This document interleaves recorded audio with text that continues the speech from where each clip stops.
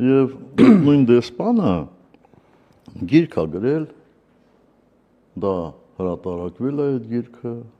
մենք ծանոթացել ենք, այնտեղից շատ ակնհայտ երևում էր իր գործունեությունը, էլի։ Դե արդեն իշխանափոխություն էր եղել, արդեն ինքը, ոնց ասեմ, գեղի տղան էր, այդ Եվրամիությունում ասել էր, կոպիտ ասած, իր նպատակին, այսինքն հիմնական գործող ինքը չէր, ես նկատի ունեմ իր մասնակցությունը, էլի։ Բայց այնտեղ լիքը բաներ կային, որ ինքը չէր գրել։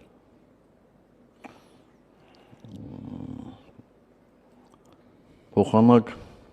ինչ-որ հեքիաթներ պատմեր, ավելի լավ կլներ, որ ինքը ասեր ուղղակի այդ գրքում գրեր, թե ինչպես է կապիտուլյանտը գնացել եւ ասել, որ իրան առաջարկել են փոխվարչապետի պաշտոն, եթե ինքը փողոցը հանդարտացնի։ Ասել, ով էր իրան առաջարկել։